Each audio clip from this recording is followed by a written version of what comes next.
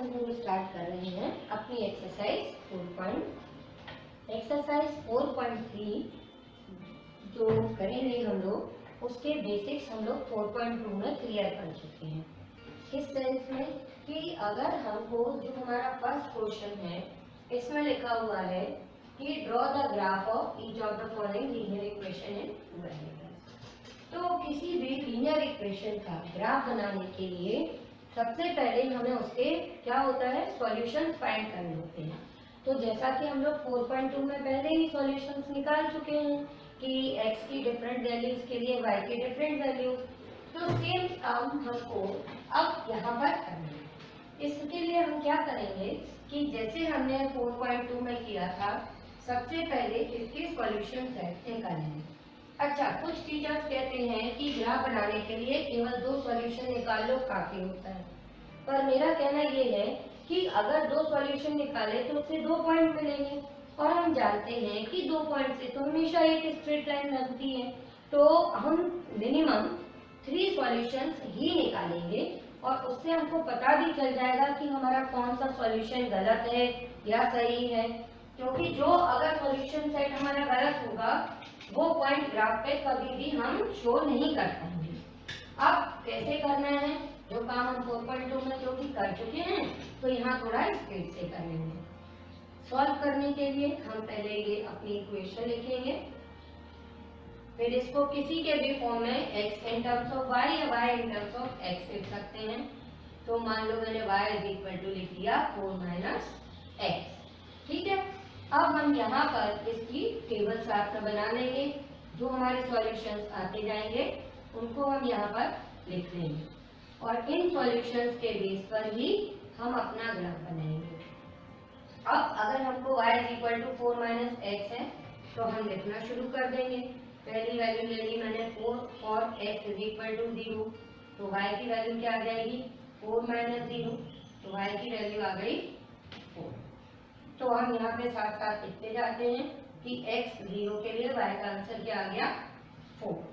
अब हम दूसरी निकालते हैं, मान लेते हैं कि हम x इज इक्वल टू 1 के लिए निकाल रहे हैं, तो y का आंसर क्या आया 4 - 1, y का आंसर आ गया 3।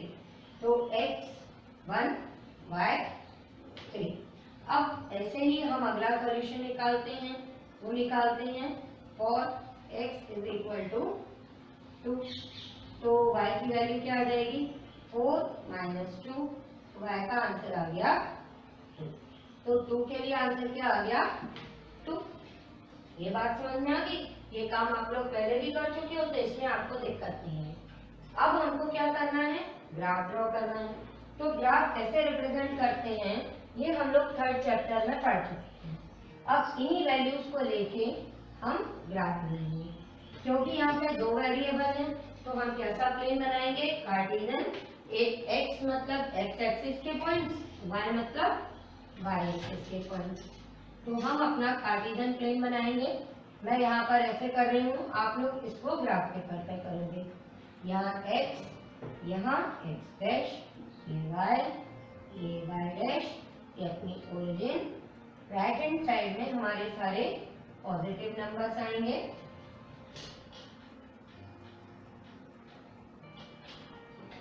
लेफ्ट हैंड साइड में नेगेटिव,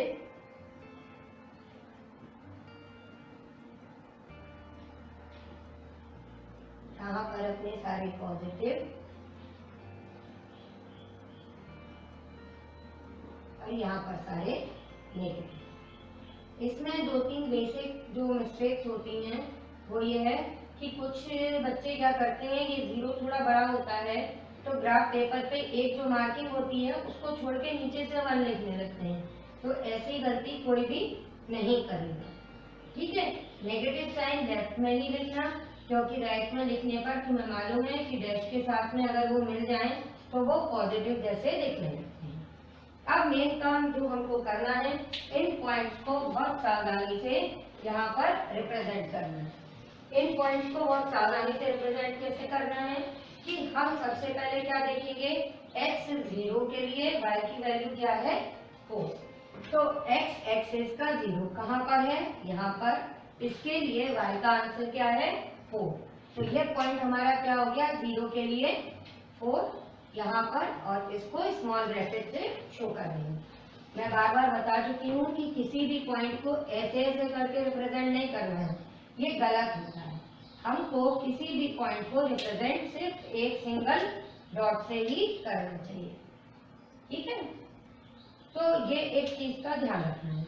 अब अगला है x1 के लिए y3, तो x1 के लिए y की किस पोजीशन पे पहुंचना है, 3, वो हमारी कहाँ मिल रही है, यहाँ। अब आता है x2 के लिए y2, x2 के लिए y2 कहाँ आ रहा है हमारा, ये यहाँ पे आ रहा है ना, और थोड़ा ऊपर आएगा। x2 के लिए y, अब देखो 3 पॉइंट में फायदा क्या होता है, 2 पॉइंट होंगे, जब भी जोड़ोगे स्ट्रेट लाइन आएगी, सॉल्यूशन सही है या नहीं है नहीं पता चलेगा। पर अगर 3 पॉइंट है तो हम तीनों को ज्वाइन करेंगे। अगर तीनों पॉइंट हमारी लाइन पर आ रहे हैं तो हमारा सॉल्यूशन सही होगा। मान लो ये लाइन मैंने बनाई और ये पॉइंट मेरा थोड़ा इधर जा रहा है, तो इसका मतलब यहाँ की कैलकुलेशन मेरी सही नहीं है। पर तुम लोग बनाओगे तो ये सही आएंगे। मैंने रफली बनाया है तो ये मेरे ग्राफ पर आगे पीछे हो रहे हैं, पर ये इस चीज को बताने के लिए है कि अगर हमारी वैल्यू गलत आती है तो वो पॉइंट हमारा मेन लाइन पे नहीं है।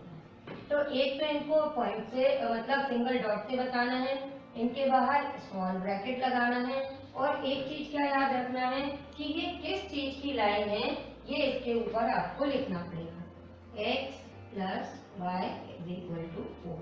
और क्योंकि आप बार बार कह रहे हो कि ये लाइन है तो यहाँ एंड में एरो भी लगना है। और अगर आप ग्राफ पेपर पर ये स्केल सिंगल ले रहे हो तो यहाँ पे स्केल भी लिख के आओगे कि स्केल हमने ली है ऑन x एक्सिस, ठीक है। 1 unit is equal to 1 centimetre, ये मैंने इस तरह से लिया है। अगर मैं 2 ब्लॉक का एक ले लेती तो फिर वहां पे अपन उस तरह से लिखते हैं। ऑन y एक्सिस वहां भी हम शो कराएंगे कि 1 unit is equal to 1 centimetre. अगर आप 2 unit is equal to 1 centimetre लेना चाहो तो आप वो भी ले सकते हो। इस तरह आपको ग्राफ ड्रॉ करना है। ऐसे 2-3 पार्ट और हैं तो वो आप करके देखो, नहीं आएंगे तो फिर मैं बताऊंगी। अब हमारा सेकंड क्वेश्चन है कि give the equation of 2 lines passing through 2 and 14, ठीक है। How many more such lines are there and why. तो देखो, जब अपने को मालूम है यहाँ पे ये 2 वेरिएबल में सॉल्यूशन दिया हुआ है, हमें मालूम है पहला x है, दूसरा हमारा क्या है y है, तो ये तो अंडरस्टूड है ना कि कितने सॉल्यूशंस होंगे, इनफाइनाइट सॉल्यूशंस होंगे, तो वो हम एंड में लिखेंगे। अब इन्होंने इसीलिए यहाँ पर स्पेशली लिखा हुआ है कि आपको कितनी इक्वेशन बनानी है, 2, क्योंकि उनको मालूम है कि यहाँ पे इनफाइनाइट है तो आपको कितनी बनाने के लिए नंबर ऑफ लाइन्स गिवन होगी। कभी 2 भी दे सकते हैं टीचर्स, 3 दे सकते हैं, 4 दे सकते हैं, तो ये कोई बड़ा काम नहीं है, अपन सेकंड्स में इनको बना सकते हैं। जैसे सबसे पहले अपना एक रफ कॉलम बना के उसमें इन वैल्यूज को लिख लेंगे। रफ कॉलम बना के उसमें इन वैल्यूज को लिख लेंगे का मतलब हमारा पेयर ऑफ सेट क्या है 2, 40, जिससे हमें पता चल गया कि x का आंसर है 2 और y का आंसर है 40। अब जब कभी भी इक्वेशन फॉर्म करनी है तो हम क्या करते हैं कि सपोज कर लेते हैं कि एक बार x और y को ऐड करना है, तो x और y को ऐड कर किया तो इक्वल में इनकी वैल्यूज को भी ऐड करेंगे, तो ऐड करेंगे तो आंसर क्या आ गया 16। तो जो 2 लाइनें बतानी है उनमें से ही लो एक लाइन बन गई हमारी, कोई दिक्कत है नहीं। तो पहली हमारी इक्वेशन ऑफ लाइन क्या हो जाएगी, इक्वेशन ऑफ फर्स्ट लाइन, ये आपकी क्या आ गई x plus y is equal to 16। कोई दिक्कत आई नहीं। अब दूसरी बनानी है। अब किसी ने कहा दूसरी बनानी है, उन्होंने कहा कि नहीं हमें ऐड नहीं सब्ट्रैक्ट करना है, तो हमने x में से y को सब्ट्रैक्ट किया। अब 2 में से 14 को सब्ट्रैक्ट किया तो आंसर क्या आया -12। कोई दिक्कत, तो दूसरी इक्वेशन बन गई x minus y is equal to -12। अब देखो उसमें ये लिखा है कि आप कितनी और बना सकते हो। क्यों बना सकते हो? क्योंकि हमारे पास में दो वेरिएबल हैं और दो वेरिएबल्स के जो सॉल्यूशन है वो इनफाइनाइट नंबर ऑफ इक्वेशंस के होते हैं, इसलिए अपन यहाँ पे बना सकते हैं। आप चाहो तो और एग्जांपल्स ले सकते हो। और एग्जांपल्स में देखो, अगर x2 by 14 है, अगर मैं यहाँ से 2x की वैल्यू निकालूं तो क्या आएगी? 2 into 2 4, और y की वैल्यू भी मान लो हम नहीं निकालते, या यहाँ पे हम 3y लिख देते हैं, तो ये 3 into y की वैल्यू, क्या की वैल्यू हमारी कितनी थी? 14। तो ये हो जाएगा 3 into 40, तो ये क्या आ गया हमारा? 42। तो अब नई इक्वेशन हमने बनाई, अगर 2x plus 3y, तो इक्वल में क्या आ गया? 42 plus 4 46। तो ये हमारी एक और इक्वेशन बनी। मतलब इससे हम इस रिजल्ट पर पहुंचे, ये कंक्लूजन पे आए कि हम जैसी मर्जी आए वैसी उतनी इक्वेशंस बना सकते हैं। तो इसमें कितनी और बना सकते हैं हम लिख देंगे, infinite number of lines, because x and y very करते हैं और एक दूसरे के ऊपर डिपेंड करते हैं। तो y की कॉरस्पॉन्डिंग वैल्यूज के लिए x की कॉरस्पॉन्डिंग वैल्यूज इनफाइनाइट है, या x की वैल्यूज के लिए y की कॉरस्पॉन्डिंग वैल्यूज इनफाइनाइट। अब थर्ड क्वेश्चन हमारा, जो हम 4.3 का लास्ट क्वेश्चन कर चुके हैं, सिमिलर है कि if the point 3 4 lies on the graph of the equation, find the value of a, find the value of a। ठीक है, तो वहां पर वैल्यू ऑफ k का सेम एज ये है। तो जब आप सॉल्व करोगे तो सॉल्यूशन सेट अगर हमारा 3 4 है, इसका मतलब सबको मालूम ही है कि ये x, y है ना। तो x की वैल्यू क्या है? 3 और y की वैल्यू क्या है? 4। तो अब हम यहाँ पे क्या कर देंगे, ये लिखने के बाद हम अपना लिख देंगे कि सब्स्टिट्यूटिंग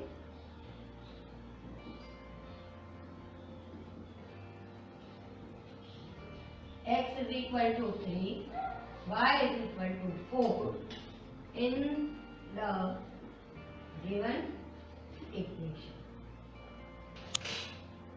तो गिवन इक्वेशन हमारी क्या है? 3y is equal to ax plus 7। देखो याद रखना, ये यहाँ पे अपन पार्टीशन कर लेते हैं जिससे कंफ्यूजन ना हो कि ये क्वेश्चन हमारा यहाँ से यहाँ कंटिन्यू किया है। ठीक है, ये सेकेंड क्वेश्चन अपना यहीं पर खत्म हो गया है बेटा, और थर्ड क्वेश्चन हम यहाँ कंटिन्यू कर रहे हैं। तो हमारी गिवन इक्वेशन क्या है? वो है 3y is equal to ax plus 7। तो हम ये लिखेंगे 3y is equal to ax plus 7, 3 as it is रहेगा, y की value 4, a as it is, x की वैल्यू 3 plus 7। ये 12 is equal to 3a plus 7, 3a is equal to 12 minus 7, 3a is equal to 5 and a is equal to 5 by, और ये आ गया अपना answer. अब हम जो क्वेश्चन पढ़ने जा रहे हैं 4.3 का 4, ये एग्जामिनेशन पॉइंट ऑफ व्यू से बहुत इंपॉर्टेंट है। ये टीचर्स चॉइस का क्वेश्चन है। ज्यादा टीचर्स यहाँ पर जो डिजिट्स यूज किए गए हैं वो भले ही चेंज कर दें, पर हर स्कूल में हर एग्जाम में ये क्वेश्चन आप लोग ये मान सकते हैं कि ये कंपलसरी है। अगर कोई चैप्टर आ रहा है तो टीचर्स इस क्वेश्चन को जरूर देंगे, चाहे वो सेक्शन ए में दें, बी में दें, सी में दें, डी में दें, कहीं भी दें, पर ये क्वेश्चन को जरूर देते हैं। ठीक है, अब इस क्वेश्चन में इतनी इम्पोर्टेंस, इस क्वेश्चन की इतनी इम्पोर्टेंस है तो क्यों है और इसमें क्या करना है, पहले उस चीज को समझ लो, फिर हम इसको सॉल्व करते हैं। इसमें लिखा क्या है, इसके अकॉर्डिंग ये है कि एक सिटी में टैक्सी का जो फेयर है ना, वो उसकी कंडीशन दी है कि जब आप फर्स्ट किलोमीटर के लिए टैक्सी हायर कर रहे हैं तो आपको फर्स्ट किलोमीटर के लिए ₹8 पे करना है, और उसके बाद सबसीक्वेंट डिस्टेंस के लिए, मतलब हर 1 किलोमीटर के लिए आपको फिर ₹5 पे करना है। तो वो कह रहे हैं कि अगर आपने total distance x kilometre cover किया है, कितना x किलोमीटर कवर किया है, और टोटल फेयर अगर ₹y दिया है, तो इसके लिए लीनियर इक्वेशन बनानी है और इसका फिर ग्राफ भी ड्रॉ करना है। तो समझ जाओ इसमें इतना काम है। तो ये कहाँ का क्वेश्चन हुआ? सेक्शन डी का हुआ। सेक्शन डी का क्वेश्चन है और इसकी इम्पोर्टेंस क्या क्या है वो समझो। सबसे पहले तो क्वेश्चन को अगर नहीं ऐसे समझ पा रहे हो तो आज की कंडीशन से अपन इसको रिलेट करते हैं। जैसे कि हम ओला से, उबर से टैक्सी मंगाते हैं तो उसमें एक मिनिमम फेयर वाला ऑप्शन आता है कि मिनिमम 29 तो आपको पे करनी ही करनी है ना। और फिर आप जैसे जैसे जितने किलोमीटर और आगे अपनी टैक्सी ले जाओगे तो पर किलोमीटर के अकॉर्डिंग कोई टैक्सी वाले अपने से कहते हैं कि 40 रुपीज पर किलोमीटर लेने हैं, कोई 14 रुपीज पर किलोमीटर लेने हैं। कहते हैं कि नहीं कहते हैं? मतलब पहले एक फिक्स अमाउंट तो आपको देना है और उसके बाद आपकी जितनी टैक्सी चलेगी हर किलोमीटर के अकॉर्डिंग हम उनको पे कर देते हैं।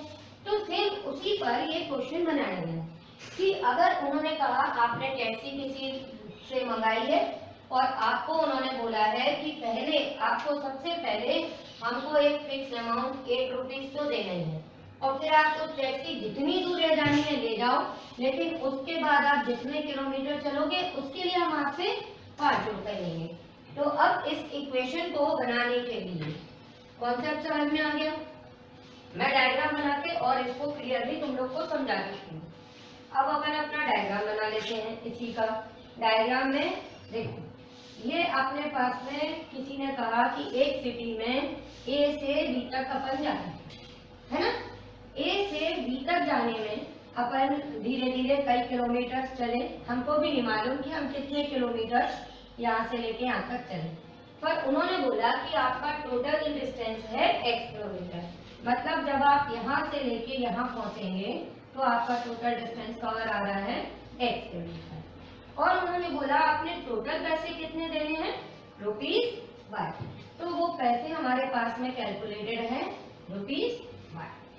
अब हमको बताया गया है कि पहले किलोमीटर के लिए आप 8 रुपए दे दो। तो मान लो मैं यहाँ से निकली, 1 किलोमीटर यहाँ तक है, 2 यहाँ तक है, 3, 4 और उसके बाद एंड तक टोटल x किलोमीटर हो गए।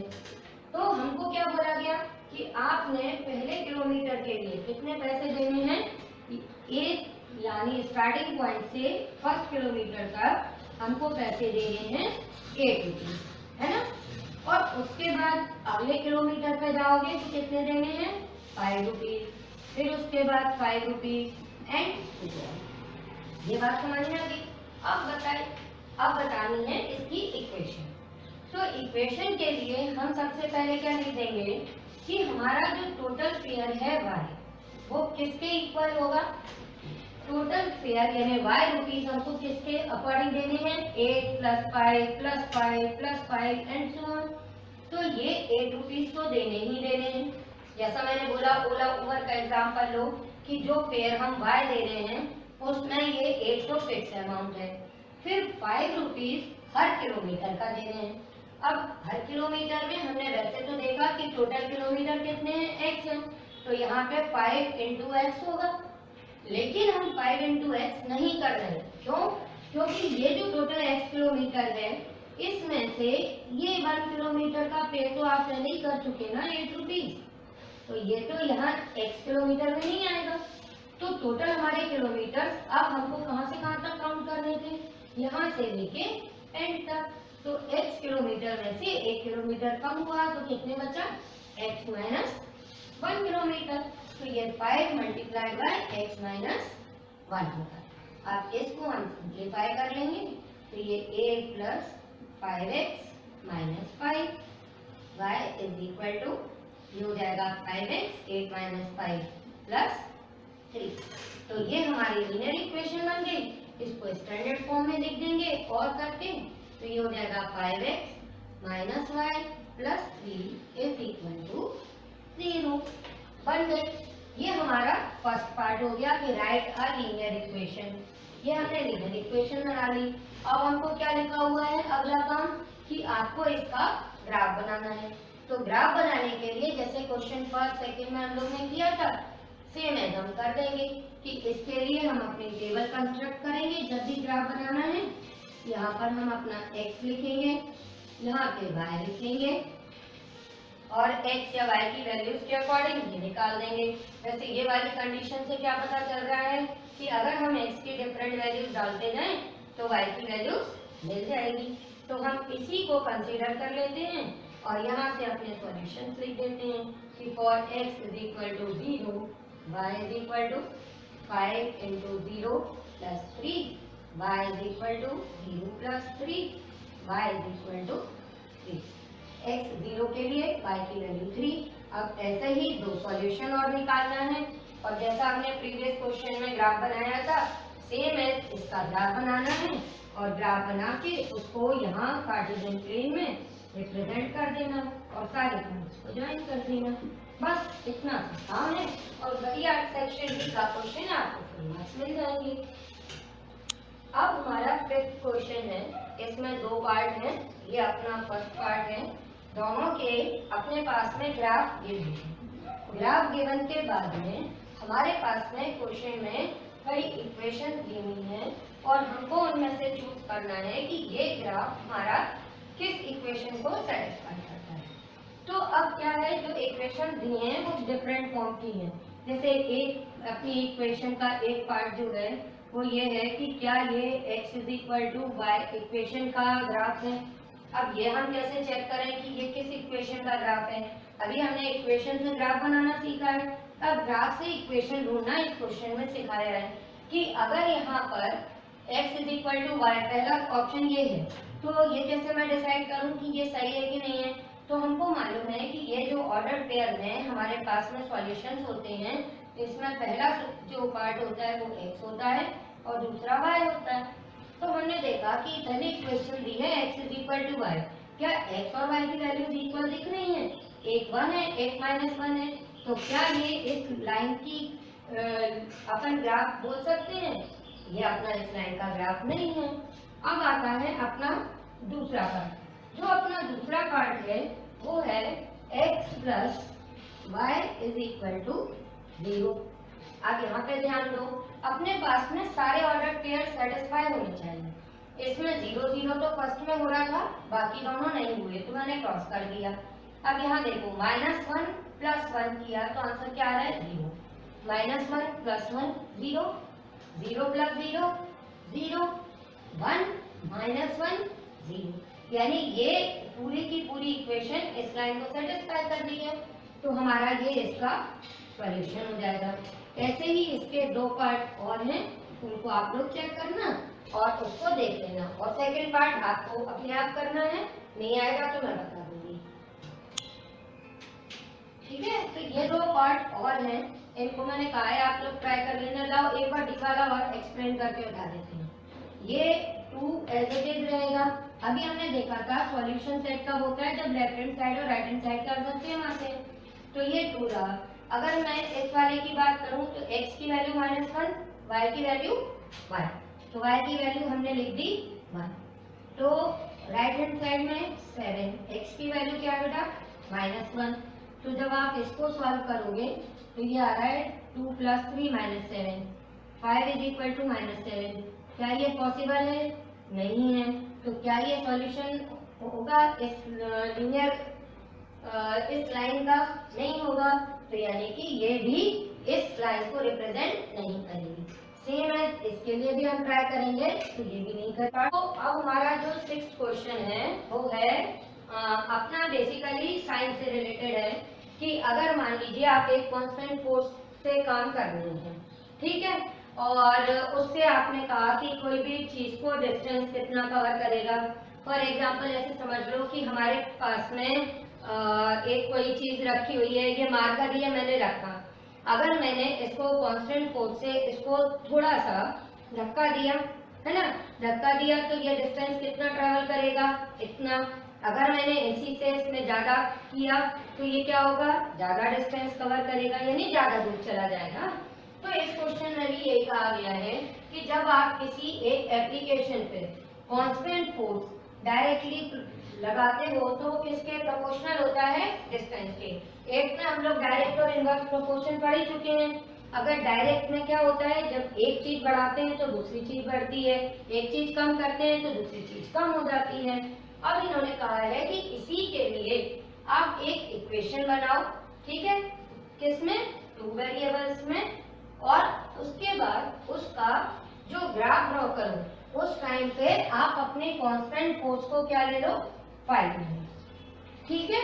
और फिर उसके बाद ग्राफ से इन दोनों चीजों को निकाल के बताना है। ये मतलब ये दो अलग अलग यूनिट्स में क्वेश्चन है कि also read from the graph, पहले आपको ग्राफ बनाना है, read from the graph the work done when the distance travelled by the body is, यानी डिस्टेंस ट्रेवल्ड की वैल्यू के लिए कॉरस्पॉन्डिंग वर्क डन आपको बताना है।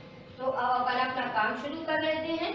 अब दो वेरिएबल चाहिए, हमें दिख रहा है दो चीजें हमारे पास में, एक है वर्क और दूसरा क्या है, डिस्टेंस। तो हम सपोज कर लेते हैं, let the distance travelled be x kilometre, ठीक है। अच्छा एक मिनट, यहाँ x किलोमीटर गलत हो जाएगा, ये यूनिट्स है तो यहाँ पे x यूनिट ही लिखेंगे क्योंकि हमको मालूम नहीं है ना। फिर उसके बाद में दूसरी चीज क्या है, वर्क डन, और उसके बाद में अपन सपोज कर लेंगे कि वर्क डन, ठीक है, वर्क डन अपने पास में बाय द बॉडी, ये हमने मान लिया कि वैल्यू है, ओके। अब हमको इसकी इक्वेशन बनानी है अकॉर्डिंग टू द क्वेश्चन। इन्होंने ये क्या कहा था कि वर्क डन जो है अपना, वो ध्यान से देखो, डायरेक्टली प्रोपोर्शनल है किस चीज के, डिस्टेंस ट्रेवल्ड के। तो अकॉर्डिंग टू द क्वेश्चन हम इक्वेशन कहाँ से बनाएंगे, यहाँ से वर्क डन यानी कि y इज इक्वल टू, अब कांस्टेंट फोर्स हमारे पास में लिखा है इक्वेशन बनाने के लिए 5 लेना है, तो इज इक्वल टू 5x, और ये हमारी इक्वेशन कंस्ट्रक्ट हो जाएगी। अब अपने को क्या करना है, ग्राफ बना के इन दोनों की वैल्यूज बतानी है। अब क्योंकि यहाँ पे x की ये दो वैल्यूज देखी हैं, तो जब हम ग्राफ बनाएंगे तो जनरली ग्राफ के लिए हम स्टार्ट कर देते हैं x इज इक्वल टू 0। तो अब हम 0 और 2 वैल्यूज नहीं लेंगे, हम लेंगे x की वैल्यू 1, तो ये y आ जाएगा हमारा 5 इंटू 1, आंसर आ गया 5। और जब x इज इक्वल टू, हम 2 नहीं ले रहे हैं, हम 3 ले लेते हैं, तो y हो जाएगा 5 इंटू 3 इज इक्वल टू 50, ठीक है। अब इसका ग्राफ ड्रॉ करना है, क्योंकि यहाँ पे y की वैल्यू 5 और 15 इस टाइप से आ रही हैं, तो जब हम ग्राफ पे शो करेंगे तो 15 का ग्राफ तो हम नहीं बना सकते। तो हम क्या करते हैं, ऐसे केस में ये जो हमारी मार्किंग है इसको अपने अकॉर्डिंग, जो मैंने स्केल के लिए कहा था उसके अकॉर्डिंग एडजस्ट कर लेते हैं कि 1 3 भी चाहिए और 5 15 भी चाहिए। तो चाहो तो बेटा यहाँ पर आप 2 की मार्किंग ले लो, आपका काम हो जाएगा, है ना, या जैसा आपको सुइटेबल हो, 3 की 5 की किसी की भी ले सकते हो। सपोज करो हमने यहाँ पे 2 की ली, 2 4 6 8 10, और यहाँ पे भी ले ली 2 4 6 8 10 12 14 16 18, है ना। अब हम इन पॉइंट्स को रिप्रेजेंट करेंगे। तो हमारी पहली वैल्यू क्या है, x1 के लिए y की वैल्यू 5।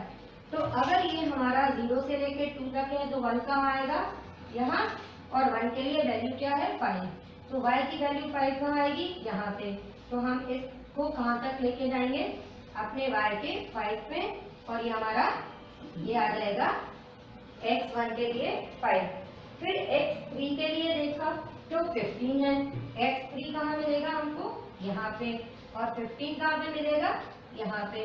तो अब हम ये दोनों आप लोग ग्राफ पे करोगे तो एग्जैक्ट लोकेशन पे पहुंच जाओगे।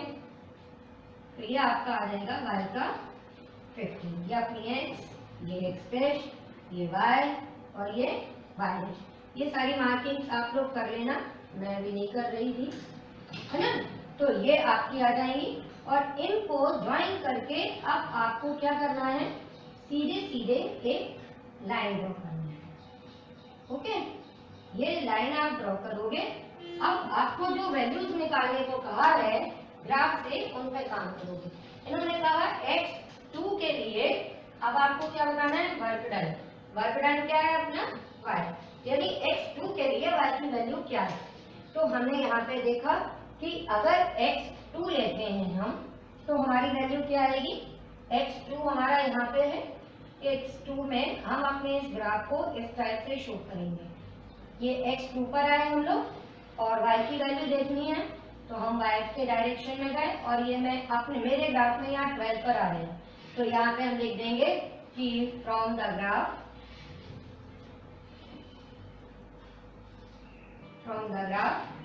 if x is equal to 2, y is equal to 12। और अगर कैलकुलेशन से देखा जाए तो x2 के लिए y 10 आना चाहिए। इसका मतलब मेरा ये, अभी मैं अलजेब्राइक सॉल्यूशन से निकाल के बता देती हूँ कि ये तुम लोगों का यहाँ इंटरसेक्ट करेगा, ठीक है। अब दूसरा उन्होंने बोला है कि x 0 के लिए, तो अगर x 0 है तो y की वैल्यू क्या आएगी, 0 के लिए ये 0 पर ही है, तो x 0 के लिए y इज इक्वल टू 0। यहाँ कैलकुलेट करके शो नहीं करना है, डायरेक्ट ग्राफ से बताना है, ठीक है।